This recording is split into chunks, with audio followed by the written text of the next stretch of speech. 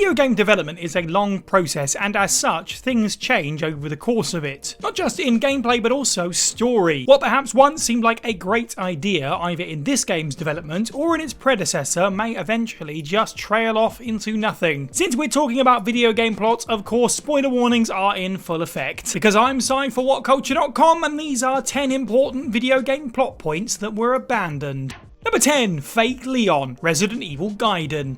The 2001 portable game Resident Evil Gaiden stars Leon S. Kennedy and Barry Burton, who team up to stop a shape-shifting bioorganic weapon on an ocean cruiser. Yet despite two fan favourites working together for the first and so far only time, Resident Evil Gaiden has been forgotten throughout the years, with a plot point that has been disregarded by future games. The primary antagonist, said shape-shifting BOW, has green blood, which is used to set up the game's ending. After Leon, Barry and newcomer Lucia survive the horror, we then witness a close-up of Kennedy bleeding green blood, implying that the BOW managed to kill our hero and take his place. The idea of killing off Leon S. Kennedy was and still is considered heresy for longtime Resident Evil fans, but whether on purpose or by accident, Gaiden's story, which was written by a non-Capcom team, could have well led into an early version of Resident Evil 4. In this version, Leon would have entered the game already infected by something, and perhaps we would have had some kind of war of consciousness between the real Leon and the BOW that had taken over his form. This was of course scrapped due to numerous story revisions, and because of this the fake Leon has never returned in any game, and the events of Gaiden are considered non-canonical.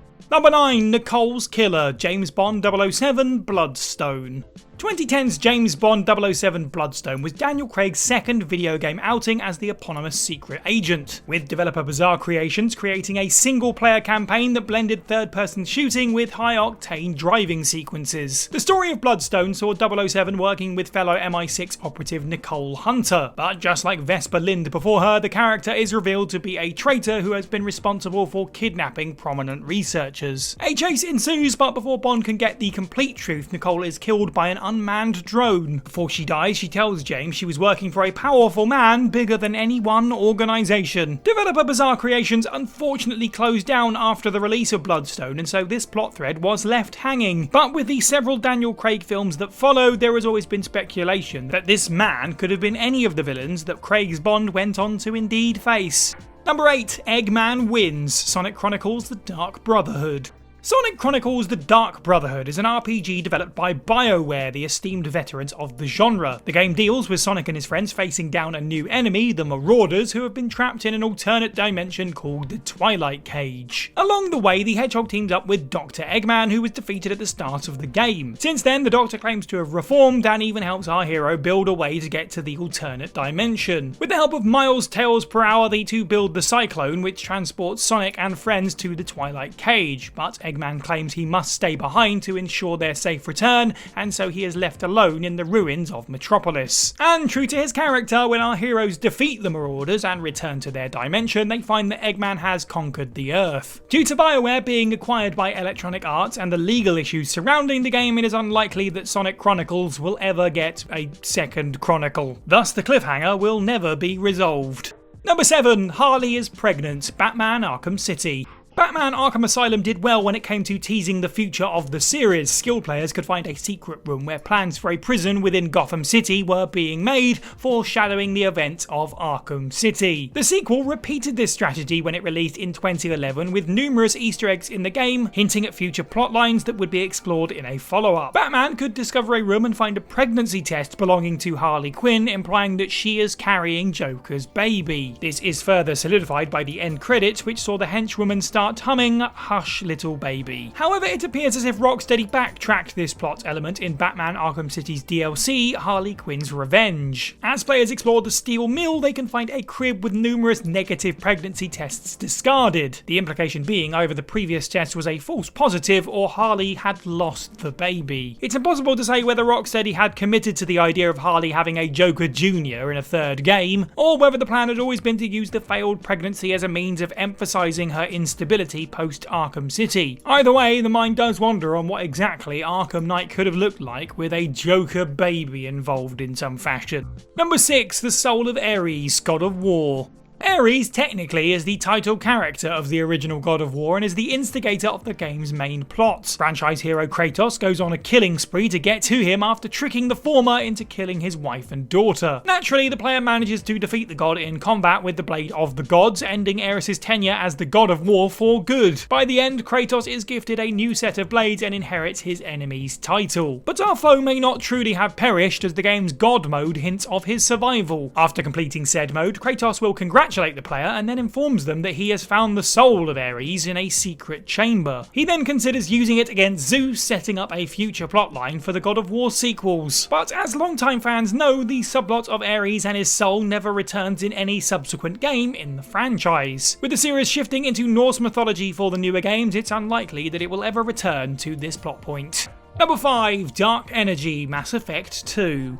Mass Effect 2 is the continuation of Commander Shepard's crusade against the Reapers, an intergalactic race of machines hell-bent on wiping out all life in the galaxy. During the quest to recruit former party member Tali on the planet Haystrom, a subplot regarding dark energy is established and how it's been reducing the mass of a star's interior and aging it quickly. This is why on the planet itself, the sun emits dangerous amounts of radiation that can burn through armor. Data on dark energy is then revealed to be important for the Quarians, yet this plot thread is never mentioned again by Mass Effect 3. In a 2013 VGS interview with one of Mass Effect's lead writers, it was revealed that dark energy was actually considered to be the Reaper's motivation for the grand finale. They revealed that the dark energy could have been affecting the space-time continuum, hence why the sentient machines decided to wipe out all life in the galaxy. It's important to note, however, that while the dark energy subplot was set up in Mass Effect 2, the writers admit that the idea was not fleshed out and was just something that they were considering.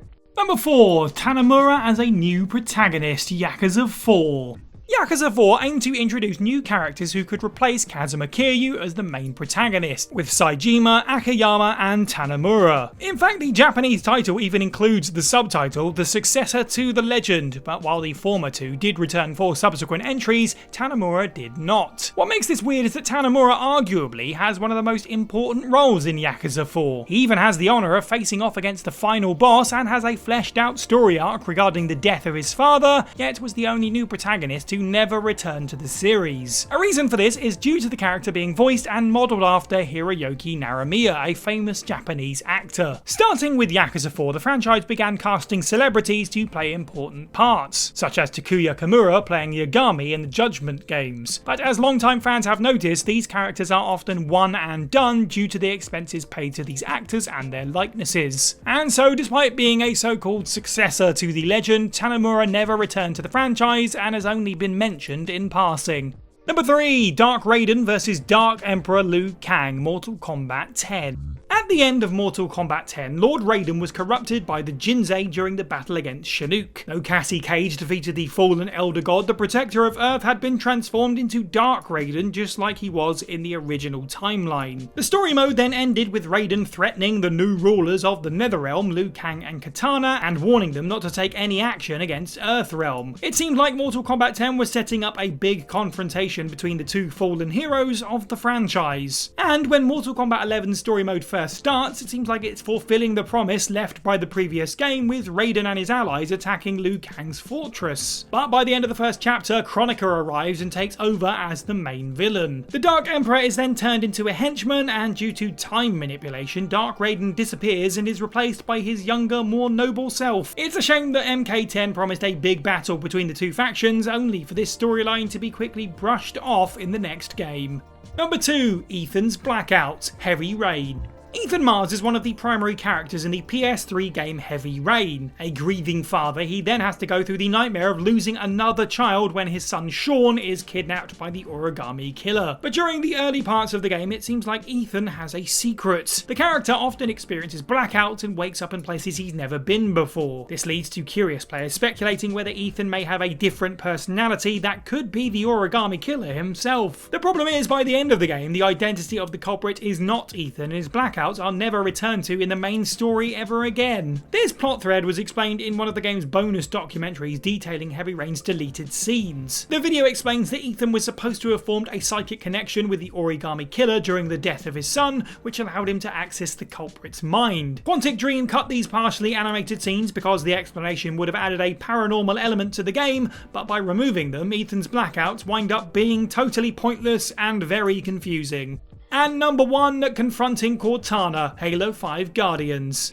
Halo 5 Guardians established a new status quo during the event of the game. While Master Chief went out on a journey with Blue Team, another batch of heroes was also introduced, which was Fire Team Osiris. Spearheaded by Spartan Locke, this quartet were tasked with taking down John 117. By the game's conclusion, Cortana, who was assumed to perish at the end of Halo 4, it turned out was still alive. But her return led to a change of heart within the AI, now deciding to remake the universe in her image. With the help of the Created, she disables Master Chief before she starts her campaign of power across the galaxy. In the end, John and Locke now set aside their differences as both Blue Team and Osiris must find a way to defeat this new foe. But the poor reception towards Halo 5's Guardian story led to 343 Studios soft rebooting the franchise. Come the next game, 2021's Halo Infinite, Cortana's war had been prematurely ended by the Banished, a remnant of the Covenant from the first 3 games. The AI Overlord was defeated off-screen while Locke and his companions were nowhere to be found. Speaking of Halo 5, I actually talked about the game a little bit in our rundown of our biggest gaming regrets, so go check that out, that's on your screen right now. Of course, make sure you leave a comment down below on video game plot points that you know about that were abandoned. Make sure to like this video, subscribe and hit that notification bell. I've been Cy for WhatCulture, and have a good week.